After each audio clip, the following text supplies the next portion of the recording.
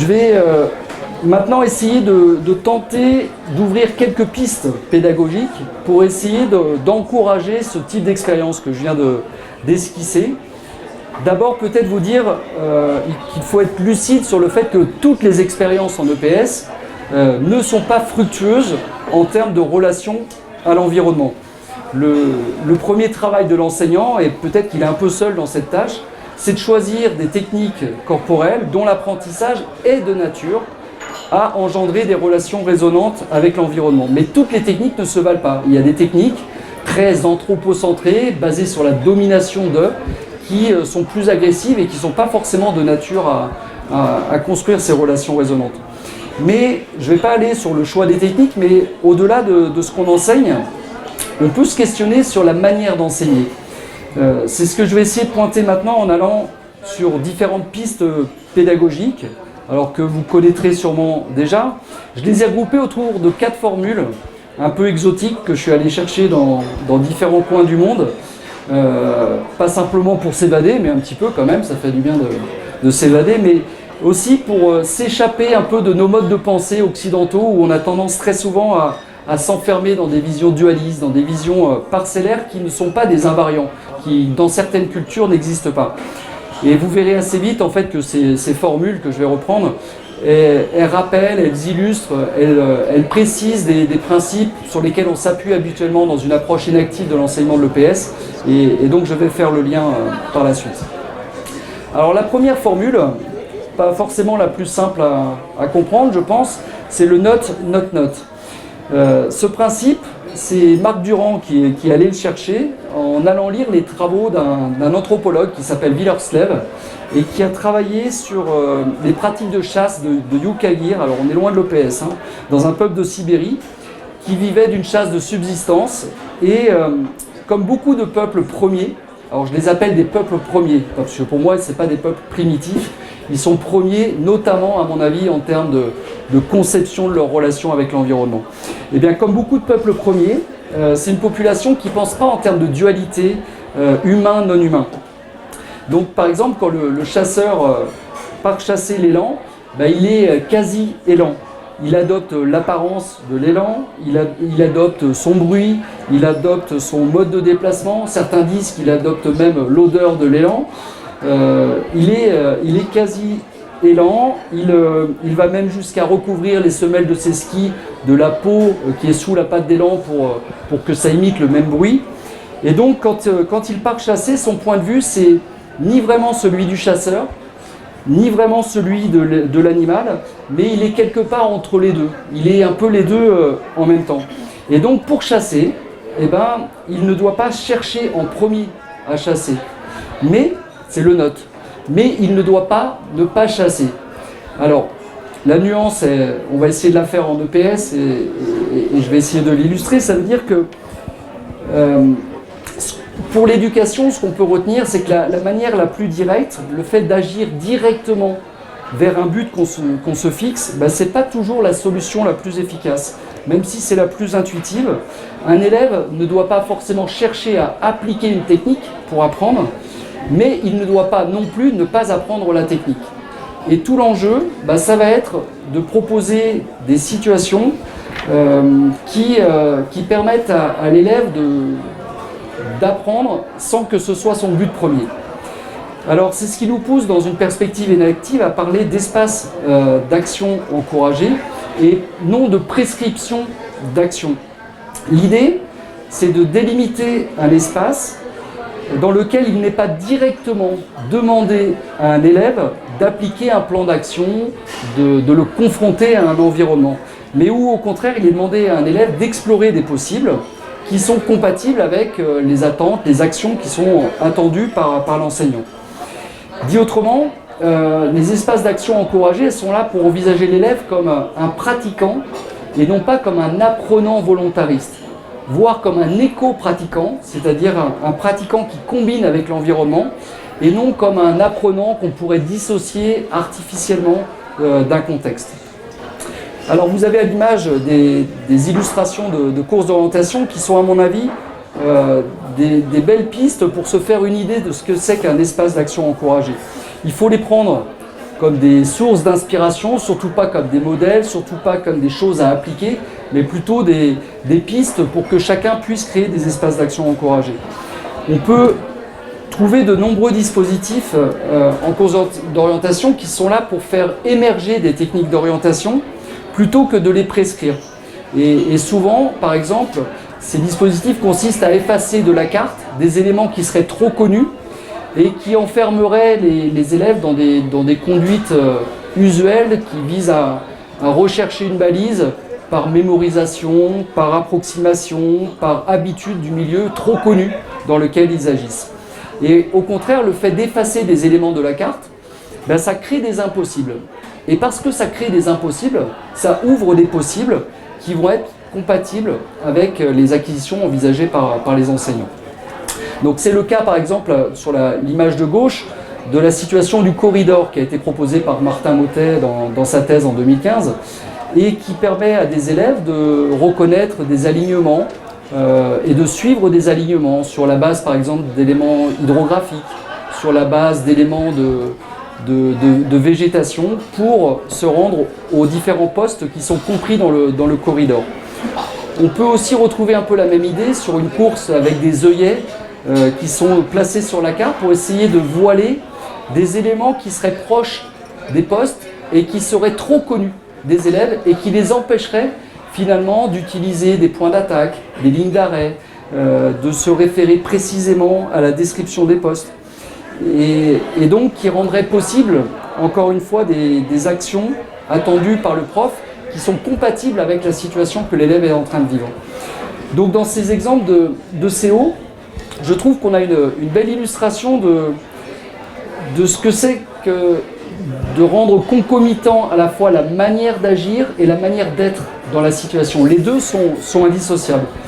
Où ça montre aussi comment apprendre une manière d'agir, ça passe aussi par un apprentissage de la capacité à se situer dans un environnement. Donc en fait, en EPS, eh bien, fondamentalement, on éduque à l'environnement. Ça fait partie de l'apprentissage des techniques corporelles que d'éduquer à l'environnement et pas simplement de transformer des manières d'agir. Un autre principe, on bascule du côté de la pensée chinoise avec un auteur, François Julien, qui a beaucoup travaillé sur cette pensée chinoise, qui a rédigé des livres comme Les transformations silencieuses, comme Les traités d'efficacité et autres. Et cet auteur soutient l'idée que pour être efficace, il faut faire confiance à la situation. L'efficacité ne vient pas que de la personne, elle vient surtout de la bonne exploitation de la situation dans laquelle on est. Et pour lui, une situation, elle ne doit pas être une résistance à laquelle j'oppose un plan d'action dressé à l'avance. C'est plutôt une mine dont j'explore les filons, un champ de ressources dont je peux suivre les sillons, tel un réseau d'opportunités diverses sur lesquelles j'apprends à surfer. On le voit assez bien à l'image, par exemple, sur cet élève qui laisse l'eau faire pour flotter, qui va esquimoter, mais c'est pas elle qui esquimote en l'occurrence, c'est l'eau qui l'a fait esquimoter. Alors, cette idée de faire confiance à la situation, ça nous amène à nous démarquer peut-être un peu de notre habitude en éducation, surtout en France, à penser les situations comme des situations problèmes, à penser la compétence comme une capacité à faire face, à penser l'environnement comme quelque chose d'hostile qu'il faudrait affronter. Au contraire, on peut penser différemment les situations. Par exemple, on peut les penser en termes de coups de pouce, et c'est ce qui nous a poussé avec David Adé à proposer ce genre de situation en escalade, une situation où on a 7 prises de main pour aller le plus haut possible, ou une situation avec 20 prises de main, on vient aussi d'éprouver, et où on a fait un petit papier qui paraîtra dans la prochaine revue EPS. Et l'enjeu, c'est toujours le même, c'est de faire en sorte que ce ne soient pas des actions prescrites qui s'imposent à une situation qui ne les appelle pas, mais au contraire que ce soit l'élève qui se fixe ses propres interdits. On a des élèves qui se fixent des interdits, des prises qu'ils ne veulent pas prendre, et en se fixant ces interdits, ils perçoivent plein d'autres ressources dans la situation qu'ils ne percevaient pas avant. Donc ainsi, ils peuvent nous dire il fallait être intelligent dans les prises, ne pas prendre des prises inutiles. Ce qui est plus intéressant encore, je m'aidais beaucoup aussi du mur. Ça faisait à moitié un triangle. Il n'y a pas de prise. Donc du coup, c'est bien parce que ça aide, mais ça ne compte pas comme une prise. Donc en fait, l'élève s'approprie comme ressource des éléments présents, mais sur lesquels il ne s'attardait pas avant. Et à ce moment-là, je ne savais pas où m'accrocher. Un camarade qui était en bas me dit « monte les jambes pour pouvoir prendre la prise » que je n'arrivais pas à prendre. Donc évidemment, cette illustration qui est en escalade, elle mériterait, elle aurait encore plus de valeur si on la transposait en milieu naturel, si en laissant un peu plus la situation agir, on réduisait l'impact par exemple sur la roche, sur l'environnement. Mais en même temps, on pourrait me dire, bah oui, mais tout le monde n'a pas un parc, tout le monde n'a pas des falaises à la sortie de son gymnase. Et il me semble, et je vais faire une petite parenthèse, que c'est un point important, je trouve, qu'on peut aisément faire l'hypothèse que la disposition à se connecter à l'environnement, qu'il soit humain, qu'il soit matériel, qu'il soit naturel, elle repose sur une disposition plus large à laisser son ego de côté. Et ça, c'est quelque chose qui ressort notamment des travaux d'Arnaud Trossat sur la résonance, qui parle d'une disposition à la résonance. Au-delà d'axes de résonance ou de cordes de résonance, eh bien, on se rend compte que tout est un peu tenu sous forme d'îlot de cohérence. La relation que j'ai à l'eau, en fait, elle n'est pas indépendante de la relation que j'ai à mon kayak. La relation que j'ai avec mon kayak, elle n'est pas indépendante de la relation que j'ai avec la jupe. La relation que j'ai avec le kayak, elle n'est pas indépendante de la relation que j'ai avec les autres élèves qui sont autour de moi. La relation que j'ai avec les autres élèves, elle n'est pas indépendante de la relation que j'ai avec l'enseignant. Donc en fait, tout ça, ça forme un tout et on voit que au-delà de vouloir travailler sur la relation à l'environnement, ce qui importe surtout, c'est de travailler sur le fait de mettre un peu son ego de côté. Et ça fait aussi écho à une étude américaine qui est sortie récemment, en 2022, qui s'est attachée à voir s'il y avait des corrélations d'ailleurs entre l'empathie et des comportements pro-environnement. Et ils se sont rendus compte que souvent, une moindre empathie était corrélée avec une moindre préoccupation pour l'environnement. Donc tout ça, ça reste quand même assez lié par un îlot, par une cohérence assez globale. Et puis peut-être que, je ne sais pas si Léa tu iras sur cette question, mais ça peut peut-être donner des idées pour répondre à une question compliquée, c'est est-ce qu'on peut éduquer à la nature en dehors de la nature? Est-ce qu'on peut éduquer à la nature sans l'investir, sans en disposer? Une troisième piste, cette fois-ci on va aller du côté des Inuits et avec un autre anthropologue, ethnologue, enfin il a tout fait, Jean Mallory, qui nous parle de l'intelligence inuite et c'est une intelligence en fait qui est basée sur le fait qu'ils sont très en contact avec la nature. Et pourquoi ils sont très en contact avec la nature? Parce qu'ils ont un matériel souvent très minimaliste. Le génie des Inuits, c'est d'être simple. Et donc avec leur matériel minimaliste, la pagaie minimaliste, le kayak minimaliste, eh bien en fait ils ne sont pas anesthésiés comme on pourrait l'être avec un matériel beaucoup plus volumineux. Ils ne se coupent pas de la nature, ils ne se coupent pas de l'eau, de la glace, du vent. Ils savent en fait ressentir tout ça. Et donc ils les connaissent parce qu'ils ont su entretenir ce lien-là et que nous on a souvent perdu. Donc là encore, ce n'est pas un peuple primitif, c'est un peuple premier à mon sens en termes de relation avec l'environnement. Et c'est un peu l'idée qu'on a voulu défendre avec Léa quand on a parlé de décroissance pédagogique dans les cahiers pédagogiques. Parce que souvent on enseigne en rajoutant des choses. On enseigne par de l'aménagement. Et en fait, ces aménagements, ils peuvent aussi couper de la nature. Ils peuvent nous mettre à distance de la nature et il faut aussi s'en méfier. Et d'ailleurs, globalement, dans la vie quotidienne, on voit bien qu'il y a plein d'objets technologiques qui nous séparent, qui nous éloignent de l'environnement naturel. Tous ces objets, ils aiguisent plutôt notre méfiance ou notre sentiment de pouvoir disposer des choses, de tout ce qui nous est un petit peu extérieur. Donc dans l'exemple de l'esquimotage qui est présenté, par exemple ici, le fait de ressentir l'eau, sur l'effet de l'eau sur sa tête, eh bien c'est parce que justement à un moment donné, en termes de démarche pédagogique, on a essayé de décroître, de retirer des choses. On a retiré la pagaie. Tant que j'ai la pagaie, je suis focalisé sur la pagaie est un média entre moi et l'eau, et en fait je sens pas vraiment l'eau. Et donc les élèves, parfois on arrive à désaménager soit le matériel, soit en supprimant des perceptions.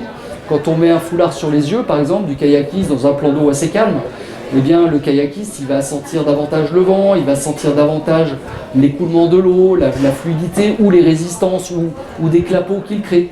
Et donc ça peut amener aussi à ressentir davantage ce qui nous entoure. Une jolie formule qui peut résumer ça, je l'emprunte à Antoine de Saint-Exupéry, c'est celle-ci: la perfection est atteinte, non pas lorsqu'il n'y a plus rien à ajouter, mais lorsqu'il n'y a plus rien à retirer. Et nous, en EPS, on est souvent quand même dans une forme de croissance, de surenchère pédagogique.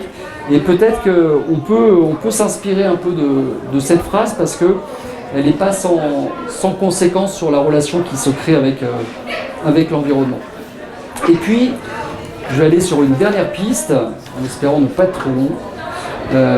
Celle-ci, elle est moins exotique. Penser globalement, agir localement, c'est un précepte de l'école Palo Alto, alors qui a été traduit, qui est employé dans plein d'autres contextes, pour plein d'autres causes. Mais c'est un principe alors qui peut prendre du sens déjà dans la leçon d'EPS, et puis je pense qu'il prendra du sens dans les propos de Léa juste après.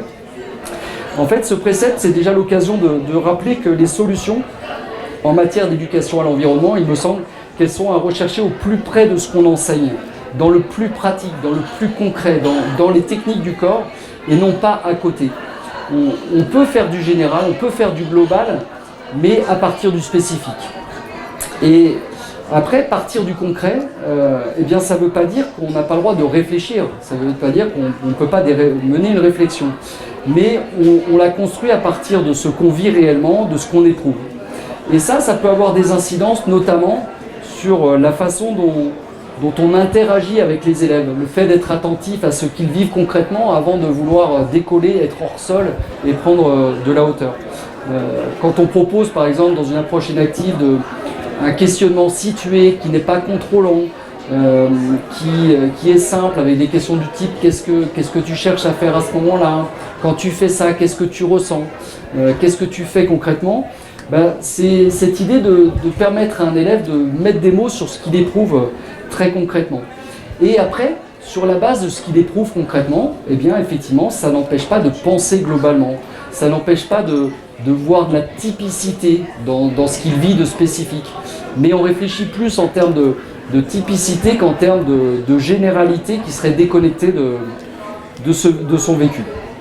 Et puis, une autre piste, dans le penser globalement et agir localement, c'est peut-être aussi soutenir l'idée que parfois on aurait intérêt à éduquer à l'environnement au plus près de l'environnement quotidien des élèves et à s'ancrer peut-être dans les situations qu'on propose sur leur quotidien, parce que parfois on a des formes de pratiques scolaires qui peuvent être un peu déconnectées du réel, qui sont très très loin de ce qu'ils pourraient rencontrer à côté. L'exemple que je donne, je ne vais pas le développer ce soir, mais je donne juste les quelques grandes lignes. C'est par exemple en classe de terminale, on est en course en durée, et plutôt que d'aller dans la surenchère de plus de plots, plus de coups de sifflet, etc., plus de parcours, on peut très bien, nous c'est le choix qu'on a fait dans mon établissement, on peut faire une course, une épreuve de course, sans plots, sans sifflet, sans chrono, avec simplement des boucles naturelles qui sont délimitées par des éléments naturels qu'on ne peut pas couper. Et les élèves vont pouvoir contrôler des vitesses, ils vont pouvoir poursuivre un thème d'entraînement, ils vont pouvoir scanner un petit QR code quand ils partent et quand ils reviennent. On saura exactement à quelle vitesse ils ont couru, mais en tout cas on n'a pas mis en place tout un parcours artificiel de plots qui serait un petit peu éloigné de ce qu'ils peuvent vivre dans leur quotidien. Voilà, donc j'ai terminé pour cette troisième partie, et puis je vais laisser Léa prendre de la hauteur par rapport à ce qui peut se passer dans la leçon.